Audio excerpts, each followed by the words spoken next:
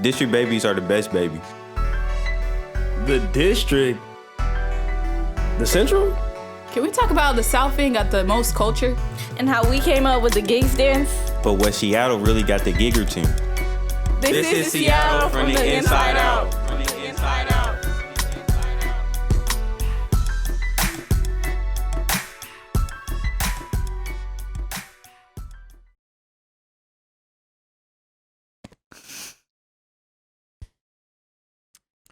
What's good, Seattle? Welcome to our fourth episode of the Youth Insider Podcast from the Inside Out. Today, we will be talking about school funding and how school funding works. Today, we have a very special guest with us today. Today, we have Seattle Public Schools School Board Director of District 7, Brendan Hersey. How are you doing? Hey, man, I'm blessed. How are y'all? Good. Thanks for being here. Oh, thank y'all for having me. I'm excited. I'm good. So before we get into today's topic of school funding and like how it works, we have a segment on the show called Youth Speaks. Yeah. And so today we just have like two questions from the Vista Youth around school funding. So the first question is, what is school funding? Yeah, that's a really complicated question. School funding is really messed up.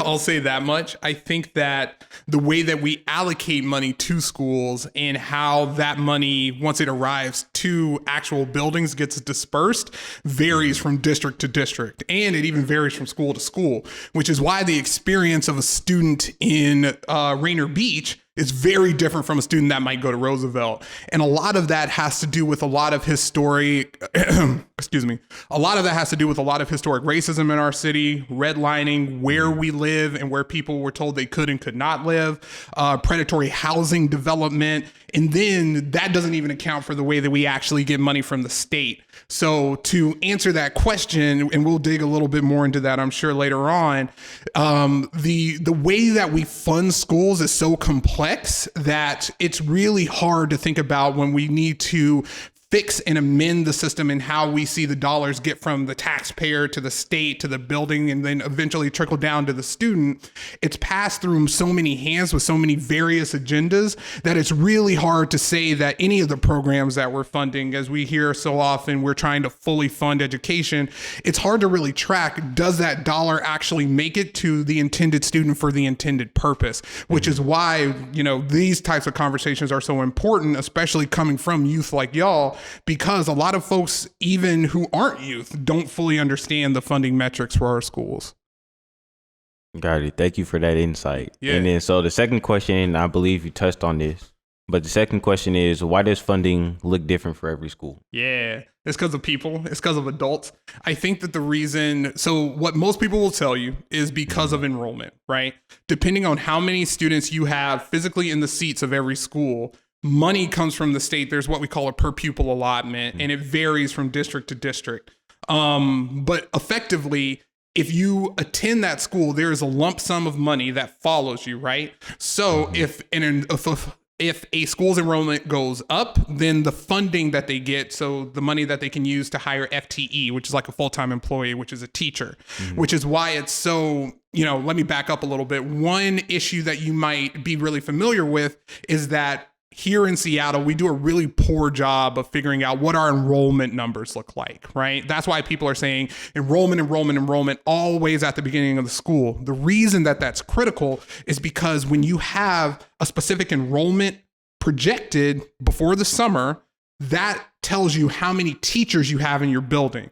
But say you come to the first day of school and your enrollment is down by 10, 20, 30, 40, 50 kids, the allotment for how much money and how many full-time employees you get at that building ends up having to change because of the way that we allocate money to schools, right? So if we don't get enrollment numbers right at the beginning of the year, that affects the teachers that you have, which is kind of one of the reasons why we heard about a year and some change ago that Rainier Beach, for example, was not getting a full year of history because the enrollment was so messed up. So that is really kind of the impact and why you see funding so different at every school. Another critical piece, which is in my opinion much more insidious, is the fact of how we do parent-teacher association funding, which basically means PTAs. can use money to buy staff, to buy resources, MacBooks, all this, that, and the other. And as you can imagine, if you live in a wealthier part of the city, your parents are more than likely more affluent, which means that there are some schools in our district that have PTA budgets of, upwards $2-3 million, right? And that's not money that the school controls. But when you come down into our part of the city, in our neighborhoods, where we have a different type of population, much more transient, our homes and our families here work in a different environment. A lot of the times, we have PTAs that are struggling to buy lunch for their teachers during Teacher Appreciation Week, and so yes, part of it is about the money and how we fund it, but it's also about what we as a society and what we as a community think that is acceptable for people to use their money for. And so when we're really having a conversation about school funding, we also have to have a conversation about PTA funding and what we as a district are allowing our PTAs, especially in certain parts of the city, to spend their money on, because it really does change a child's or a student's educational experience. Thank you. Absolutely. And then so diving into like our first question, right? As you just mentioned and closed off with, school is like a huge factor in like most people's lives, if not everyone's, right? And so the very school that you go to can have a huge influence on your opportunities and the trajectories like of your future in your future career, right? Yeah. And so given that you already talked about the disparities between a lot of the schools, even within Seattle and their funding, whether it be in West Seattle, over here in South Seattle, Central Seattle, wherever it may be, how has school funding affected your education? Oh man, come on. So a lot of folks don't know this, but I grew up in Hattiesburg, Mississippi. So when you talk about like from the mud, like literally that is the most south that you can probably get, aside from like Gulfport, Biloxi, for all of my folks that might be listening who are from the SIP.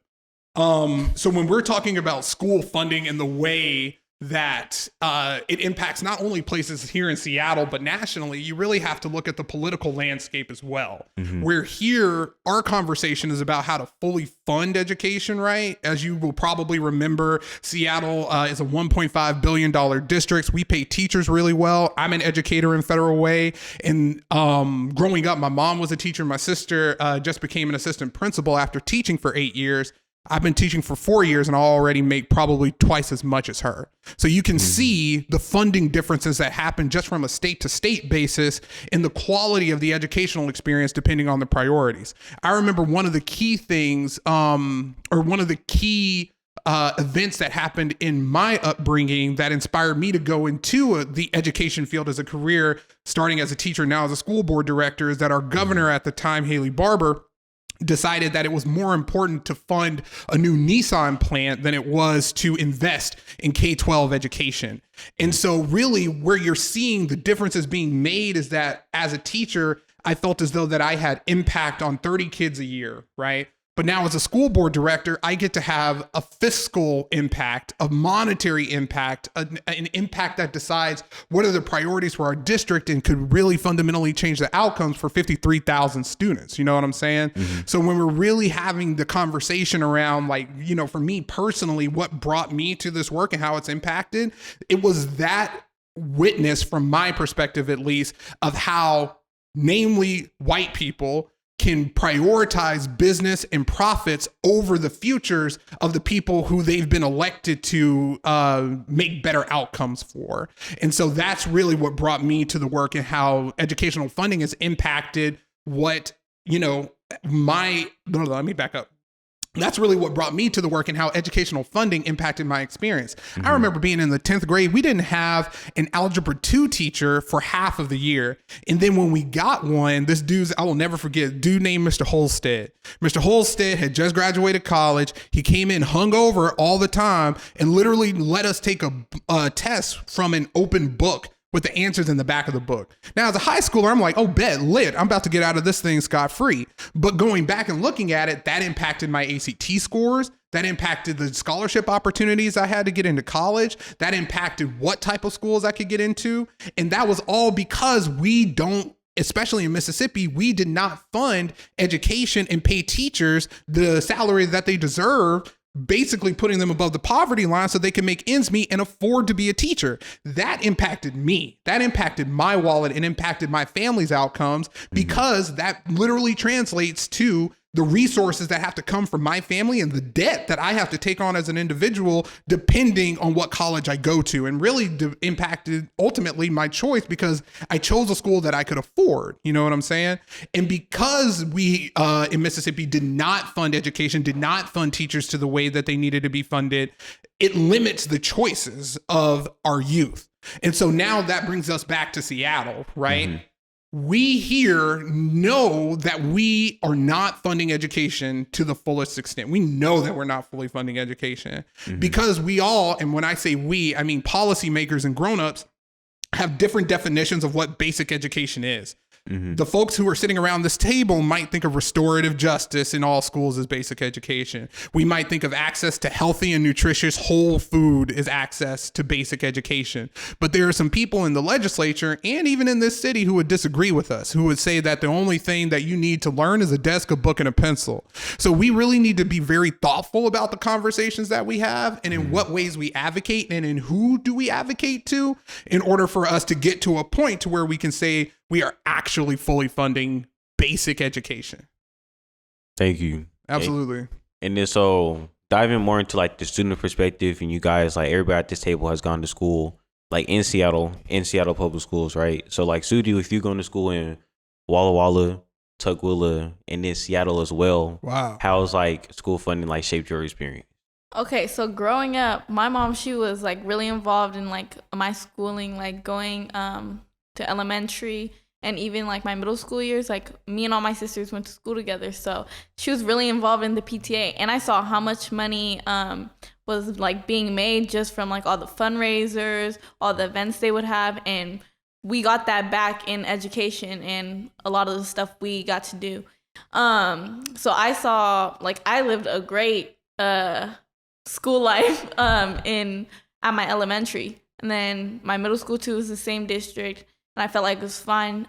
There were still things we were dealing with, but they were also bringing a lot of stuff in. So they were like starting to fund the school to bring laptops in, and I was like one of the first to use them. And I felt like we're super privileged. Like, wow, we get laptops, we get to bring them home, you know?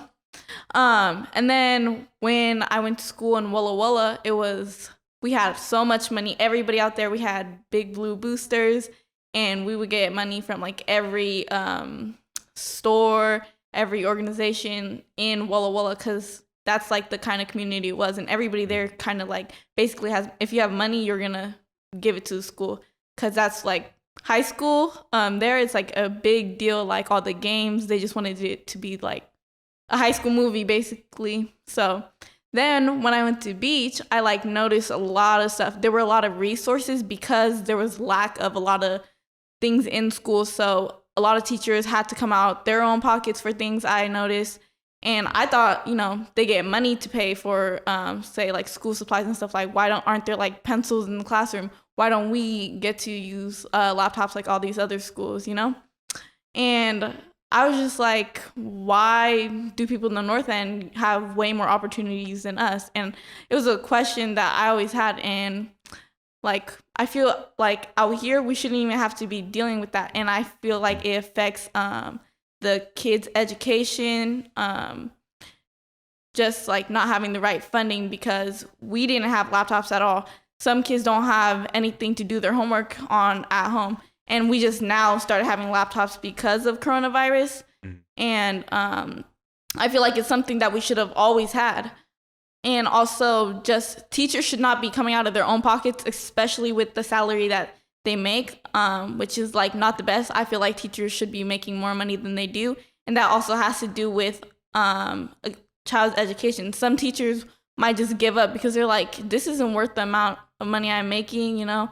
And a lot of teachers don't want to come out their pocket, but they have no choice, because a lot of the kids in the neighborhood might not even be able to afford school supplies. So I see a big change with like a lot of stuff everywhere. And I don't think we make like the PTSA that we have at the school, like they try, but we don't make any make as much compared to all these other schools.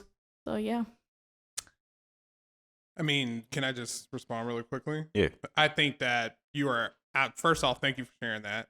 I think that you are absolutely right, that it's ridiculous that we living in a city that hosts Amazon, Microsoft, T-Mobile, maybe not a city, but a region, major tech companies, that it wasn't until we had a world health crisis that really pushed us to start thinking about how do we not only provide technology to our students, but additionally, how do we prepare our educators, our students, but most importantly, y'all's parents to support y'all's development through that technology? And I think where a lot of that conversation comes from is that we have a lot of hyper-privileged folks who have access to technology on a regular basis and who are afraid, because they have so much access to technology, of things like screen time, spending too much time in front of a computer. And really, that's why it's so important that young folks like y'all are having these types of conversations, and that like younger people like me are in positions to where we can do something about it. Because what we know as people of color all sitting around this table is that we cannot halt the development of y'all's future based on our worries as adults on spending too much time on screens, right? What you really need, or at least in my opinion, and check me if I'm wrong, but what we really need is to prepare our educators and our system to show y'all how to unlock the power of this technology, right? How to utilize this technology in a way to where it's not only going to be beneficial for y'all to go to college if that's your path, but how to use technology in a way to become entrepreneurs, how to use this technology in a way to start businesses. Because if you think about what a MacBook can do, right? There are thousands of businesses started on MacBooks every single year. You can do video creation, podcast creation, music creation. You imagine it, you name it, and especially living in this digital environment, it is a, I was about to cuss. It is a shame. You can cuss. Oh, I can cuss. It is a damn shame that we are not doing more to prepare and to show our students what is possible, because we have not done our part in educating our educators how to do that. That to me is laughable, really. And really just, I want to say that I'm very sorry that our system has been so slow in getting y'all the resources and the education that y'all need in order to take full advantage of these resources that people on the north end of the city have had access to for decades. Franco, Miracle, do you guys want to share at all? I mean, I can speak from like an athletic side. Yeah. I went to Rainier Beach. I still go there. And like we're pretty known for sports and stuff, but like as far as putting things together, like our buses would come slow. Sometimes we wouldn't even have buses. We would have to call like people we know. Playing like basketball, like like in big games, we would have like people breaking in and sneaking in and all kind of stuff, because they're really big games like that people want to come to. And then like I know for my school, like we're sponsored and stuff for sports, but like some other schools, like they gotta pay for their they gotta pay for pretty much everything, like pay to play. I can also speak for like when I played volleyball for Rainier Beach, like some away games we had to like just catch rides, or like our coach had to come out of her pocket to pay for stuff, or even the food that we needed, transportation, like all that. So like that just goes to show that we're lacking with our school funding for like sports, other sports. So. Absolutely. Also, I noticed for like sports, mainly like football and basketball, there was a program created, ASI, and they partnered, I don't know their sponsors, but they have funding that they had to get on their own, so that their athletes could get tutoring. But I feel like that should just be available. The funding should come from the school and have that available to all students, so everybody has that opportunity. So I just kind of found that, I was like, dang, this should already be come in with going to school, your whole education, so you get the full experience. And I will say this, that there, especially being on the other side of from being an educator to now a school board director and learning how district-wide finances work, this wasn't a viewpoint that I was privy to when I was, solely in the classroom. But what I will say is that every school gets a budget, right? And if you don't spend down that budget, if you don't spend every single dollar that is available, you have what's called underspend. There are a lot of schools, particularly high schools, that have a ton of underspend.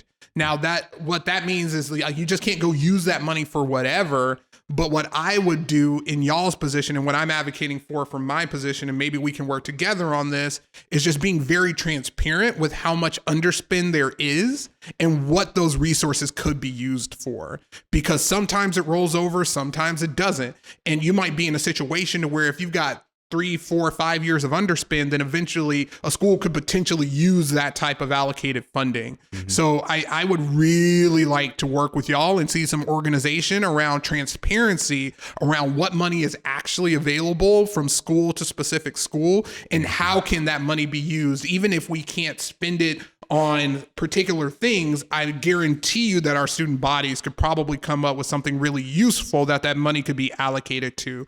So that is just one piece of advice that I will leave on the table, and we can have a bigger conversation about what it looks like to advocate around that issue later, but definitely take a look at that.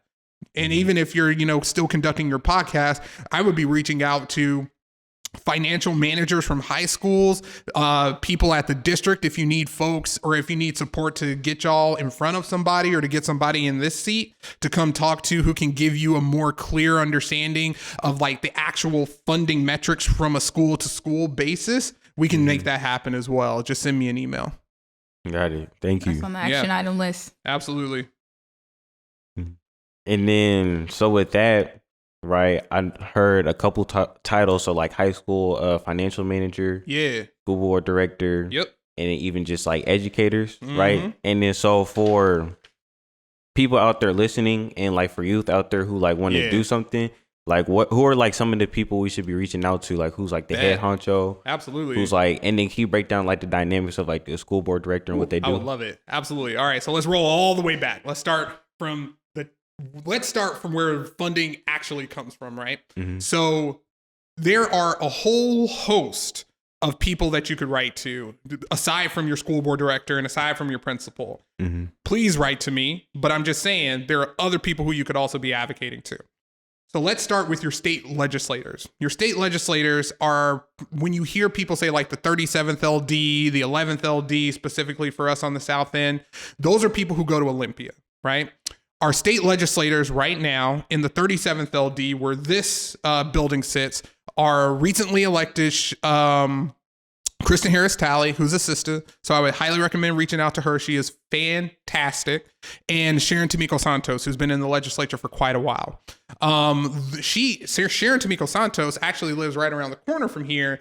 And she is actually the chair of the House Education Committee. So when you're talking about things like the sex education bill that came through, school funding, any type of education policy, she's going to be the person in the House of Representatives for the state of Washington to go to. If you're thinking about the 11th LD, which covers Beacon Hill, parts of Renton and Tukwila, you've got, I would be remiss if I did not mention Senator Rebecca Saldana. She represents the 37th and is a wonderful person and a champion of an advocate and a really big proponent of public education. So highly recommend reaching out to her as well.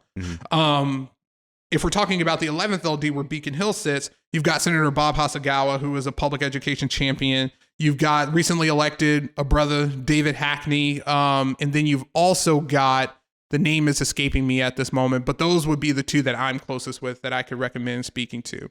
So those are going to be the people who decide how much funding we get statewide.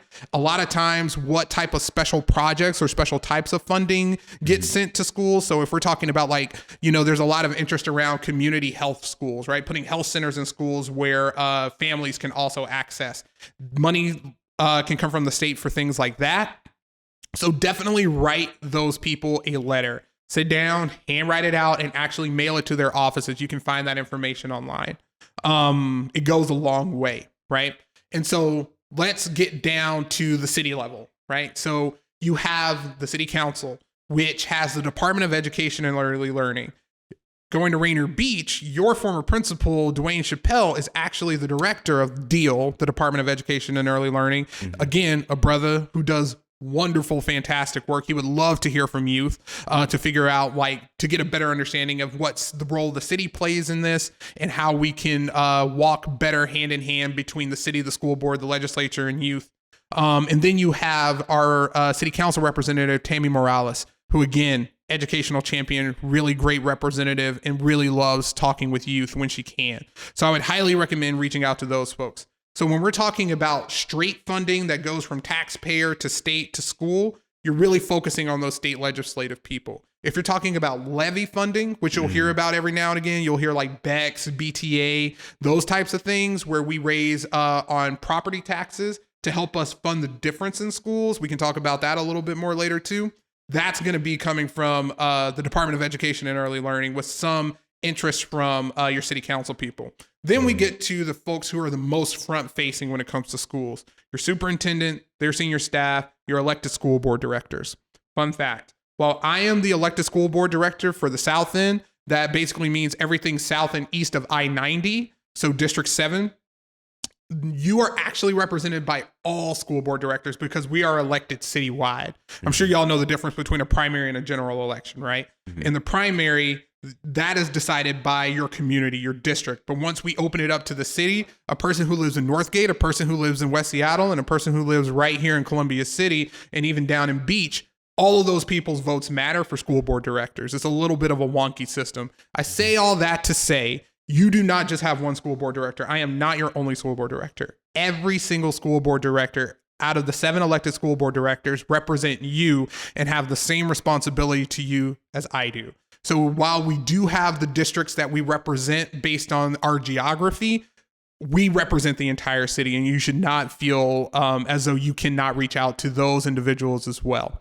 And then you have your superintendent. Our superintendent is Denise Juneau, and she really steers, if you want to think about it, it's kind of like, if you were thinking in the city council, it's kind of like the city council members are the school board and the mayor is the superintendent. Mm-hmm. So when we're talking about like the day-to-day operations, getting stuff done, ensuring that like the organization is pushing forward, the executive branch, so to speak, that's on that particular office.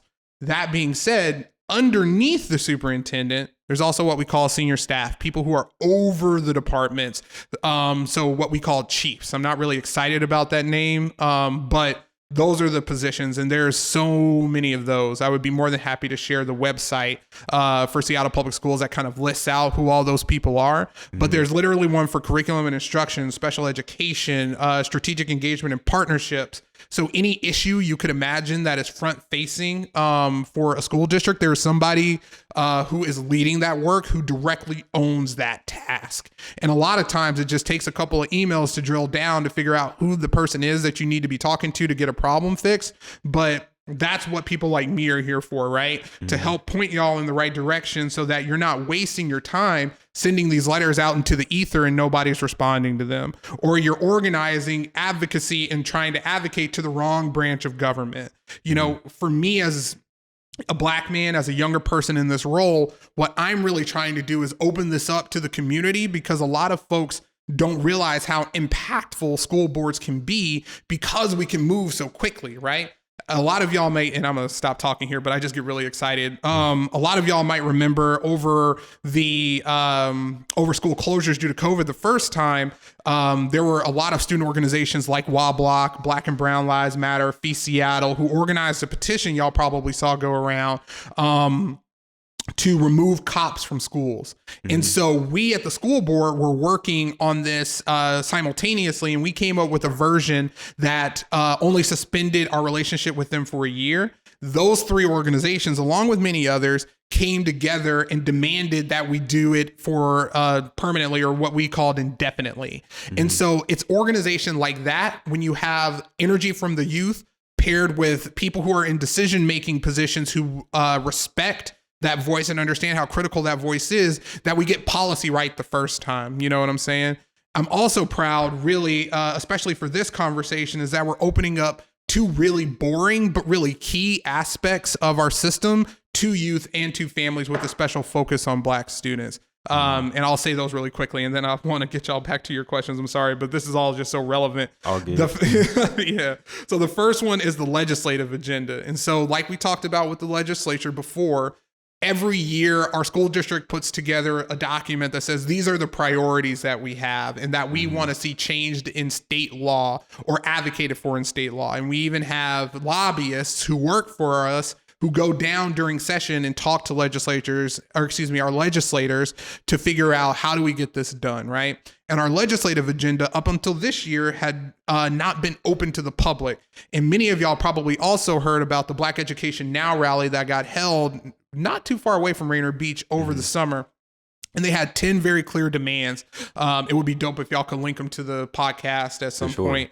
But they had 10 very clear demands, and a lot of those demands are going to take legislative action either from the county, the city, or the state. And so what we're doing is we're working directly with the organizers of that rally to take those demands and incorporate them primarily and front and center in the legislative agenda. So what that means is that instead of, just coming to the school board and demanding that we do X, Y, and Z, the school board is taking an active role in advocating to the real people who can make those decisions. Now, that's not to say that the school district doesn't have responsibility there. We're definitely going to do our part to ensure that we can get a lot of those demands met in the scope of what we can. But everything that's out of our power, we can't take just an idle sideline. We have to be an active member and an active partner to organizations like y'all's to get that stuff done. So we're really excited that we're opening up the Ledge agenda specifically focused on Black students. The last thing I'll say is that we're also specifically pertaining to school funding doing what's called participatory budgeting. And what that basically means is the community gets to participate in the budgeting, and gets to decide where a lot of our discretionary money that doesn't necessarily have to be allocated anywhere. We feel strongly that the community should have a say in those types of things. You'll probably hear a lot of folks say that ethnic studies is inadequately being funded, that we don't have enough dual language programs, and that we need more restorative justice in schools. We have a lump sum of money that we are going to present to community to say, okay, if we were to fund these programs, how much does it need? What does it look like? And just be very clear with the resources that are available. But this is the only way that we are going to be able to see any of the real change that you all deserve is by opening up the process to where y'all have control over some of the money that needs to get spent. So Ajala, I have seen you come into spaces multiple times asking for the same thing, telling grown folks what needs to happen, and yet we are still dragging our feet. So what we are really fundamentally trying to do, and I want to shout out Director Chandra Hampson for working on this project with me. Really, she's leading it. I'm working with her. I'm playing sidekick on this one. But really what we are trying to do is take as many of the adults out of the way as possible and listen directly to community so we can get some of those things funded, because ultimately it's y'all's future and y'all's parents' money that's funding y'all's educational experiences. And we think that y'all should have a little more control over that. The last piece is that we're trying to get a student representative permanently on the school board. This is a project that I'm working with Director Zachary DeWolf on. And what that looks like is that having potentially some type of elected person who is a student in Seattle Public Schools have a permanent seat on the school board so that we have a clear and consistent message and representative coming from our schools, the day-to-day experience, right? If we're really trying to address the problems that y'all have, we need y'all's voice at the table in a more permanent fashion. Because only when we change our systems and open up the table and really, in a lot of ways, give up a little bit of our power as elected officials, are we going to see the change that y'all have been begging for decades. So those are just a few of the things that I'm really excited about that that are gonna be coming up here shortly. And I think that it ties in directly to this, because when we're having a conversation about school funding, we can't just talk at people. Conversations like this can't just live in podcasts, right? They have to also end up in policy on paper. And the only way that we are going to get that right is if we have more youth voice and community representation at the decision-making table. Thank you for sharing that. I appreciate that. Most def, man. And then so for as far as like can you expand a little bit more on like the student position? So to my understanding, there's 7 school board members for Seattle. So would that just be 1 student or 7 students? It would just be 1 student right now, right? 1, maybe 2. This policy is coming largely from the NAACP Youth Council, working directly with Director DeWill. So y'all probably know. So y'all should probably We're in NAACP. Yep. Oh, nice. Right on. So y'all probably know a little bit more about the details of it than I do. Maybe not. No. We can cut that. It's all good. It's different parts of it. Yeah, no, for sure. I'm working on the ethnic studies. Oh, bet. Oh, I would love to talk to you And get about out the that vote. too. Yeah. Fire. Okay, cool. Right on. Yeah, so what it is looking like right now is 1, I would love to see 2. I would also love to see and I think we will get into legal trouble with this one, which is why I don't think it's going to materialize. But I think we need to be having conversation about what having a representative in direct alignment with our strategic plan targeting students furthest away from educational justice, most namely Black boys, what having a guaranteed spot for a representative with that title or that classification looks like, right? That being said, I don't know if legally we could do something like that, but that's the type of conversation we need to have. And if legally we can't, then we need to start talking to our legislators again about seeing, what is holding us back from having guaranteed representation from the folks who need that representation the most. So it's really a multi-layered conversation, and why this type of talk is so important is because there are just so many different layers and so many different avenues that the system can be impacted. And we don't talk about that a lot of the time, right? Y'all probably get told, like, go to the school board, go to the meeting at 4:30, give your presentation, give public comment, and then that's ball game. You know what I'm saying? If we, from my perspective, if we as elected officials in the school capacity can equip y'all with the necessary tools to do advocacy on a bigger scale, then I've done my job. So that's where I'm really trying to focus, is how can I, in this short time that I have in this position, open it up so much that at the end of the day, whether somebody is occupying this seat after me or not, that at the end of the day, there's going to be doors that have been open for an access built for students so that they can actually see the change that they want. Thank you for that insight. You touched on like one thing that like, I don't know, hits home for me, because it's like when we discuss like disproportionate funding, and when we discuss, disproportionate funding and how that affects our communities. It's like me, right? I'm not from the South End. Right. I'm from West Seattle, right? And that's where I went to school. And then so when I hear people talk about the lack of funding in schools, all I hear is Rainier Beach, Franklin, and blah, blah, blah, right? But then it's like nobody ever brings up like Chief Sealth, which is like we don't get any funding either. And then so I think it's important for us to, I don't want to say broaden the lens, but then making sure that when we do have somebody in that position, even when it's like limited to one person, that they're highlighting the disparities that are going on a citywide level. You're exactly right. Because Black folks don't just go to school in the South End. There's a huge Somali and East African population in North Seattle. There's a huge Black population in West Seattle. And even when I think about my role as a school board director, even though I teach in Federal Way, I'm thinking like, okay, how can I build resources for the Black kids who are in South King? Because a lot of those kids used to be Seattle residents, but because of the way that our city has grown, gentrification, exactly. Because of the way that our city has grown in gentrification, they've gotten priced out. So when I'm really thinking of my role as a school board director, is not just representing Seattle, it's representing all the kids that look like me and even the ones that don't. You know what I'm saying? We have to be reaching across not only our aisles here in Seattle, but our aisles in this entire county, right? There are 2 Black school board directors who are over the board in Federal Way.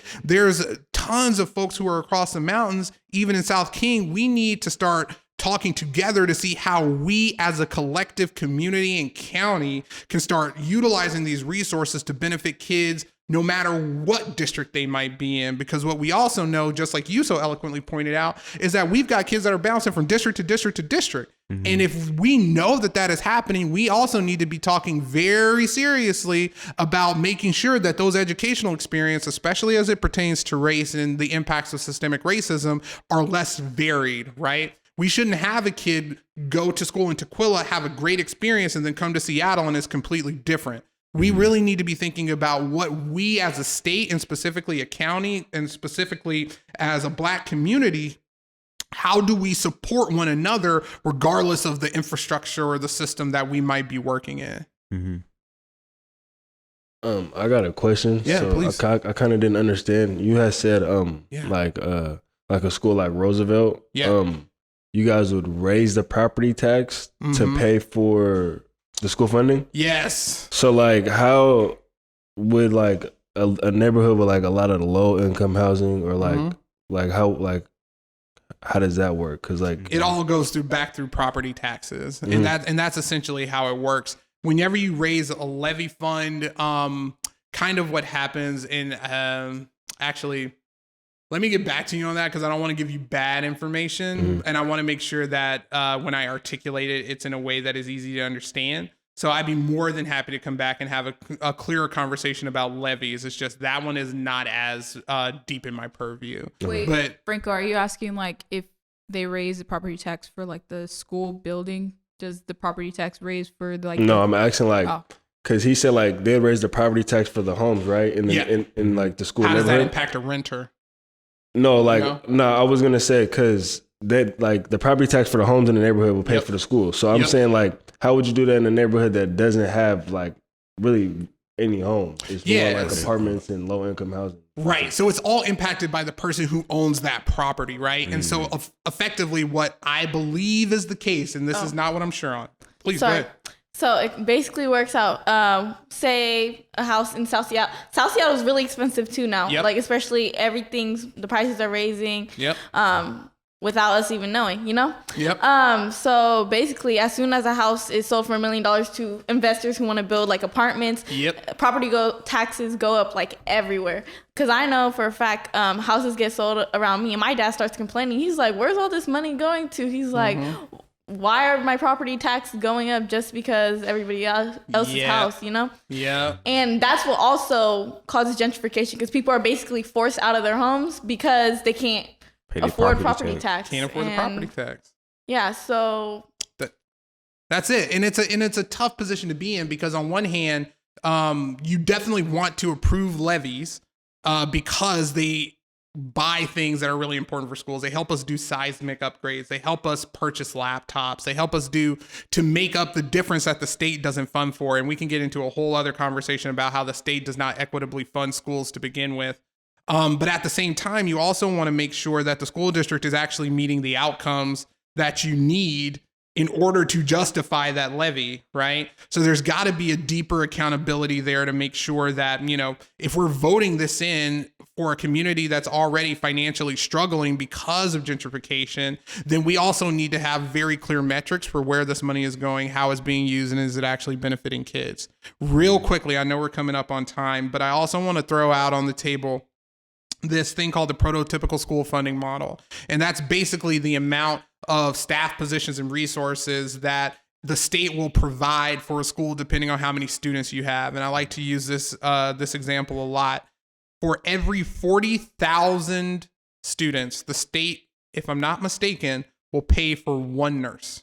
That doesn't mean that we're not going to fund one nurse. That's just how much the state pays for. So we come out of the general fund, our discretionary money, to pay for all of the additional nurses that you see in our school system. And those salaries, you know, a nurse, if I'm not mistaken, starts out making like $50,000, $60,000 a year.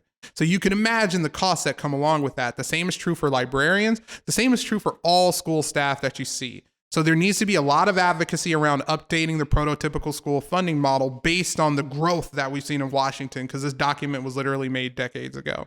The next piece is that special education funding is also a huge deficit for us here in Seattle Public Schools. We have folks that come around from around the state to have access to special education services in Seattle because our special education services are some of the best. The problem is that we spend annually about $140 million on special education services, and the state reimburses us for somewhere from 60 to 80. And so that difference, again, comes out of the general fund. The reason that we can't pay for some of those programmings and things that students are asking for. If the state just paid us for what we're actually spending for the things that they've agreed to, y'all wouldn't have to come advocate for restorative justice. We could just do it. Y'all wouldn't have to come in and say that we need better food in schools or we need this and that, because we would actually have the money that is in the general fund and to be able to spend on what it is intended for, your educational experience, not making up the difference for what the state should be paying for. Now, I don't want to get anybody confused. I'm not dogging on the state. But what we exactly. Olympia, what exactly. I'm not dogging on the state. We have some really great state legislature. Excuse me. We have some really great state legislators who are working night and day to meet the needs of our students. That being said, there are some very serious and fundamental changes that need to happen and things that need to be updated to be more representative of the educational landscape and the student population that we have right now. Thank you. So we're closing in on time. And I just wanted to thank you again for coming on the podcast. Absolutely. I know school funding, even though you're a school board director, like school funding is a very, touchy topic. And it's like everybody has like so much feeling around it. For sure. But then for the people out there who like don't know, how can they reach you? Like youth, so anybody ranging from like middle school to Absolutely. adult. So you can start by sending me an email. You can reach me at brandon.hersey@seattleschools.org. I have a Facebook page, even though nobody under 40 uses Facebook anymore, pretty much. Self-promo. It's like But I also have an Instagram. I would love to have y'all follow me and send me stuff so I can retweet it for your schools or whatnot. Yeah. It is at schoolboard_Brandon. Can't miss me. It's a cartoon face with, this big head on it. So, Seen it. Y'all, there you go. I No appreciate fallback, you. so- Appreciate that follow if you follow. Thank you. Absolutely. But so the other people that you were mentioning and recommending, we could also speak out to. Yeah. Where is the website that they could see all those people for any problem? That they might So have? if you just go to Google and type in Seattle School Board, you're going to see a picture of all of us. I'm the only black one, so don't be surprised.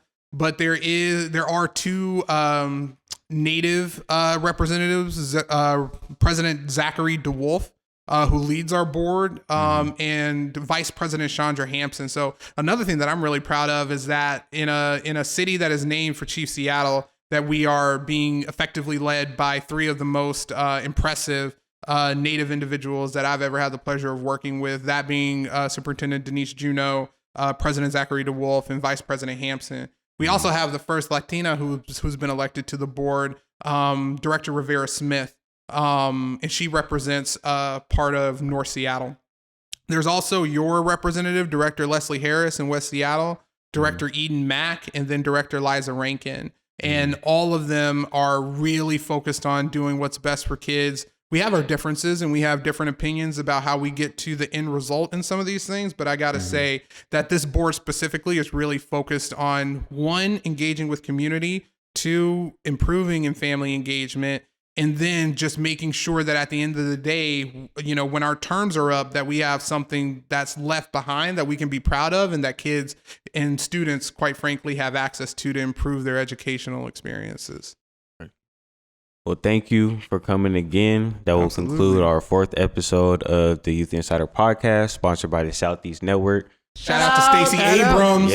Yeah, heavy stepping out here in the streets.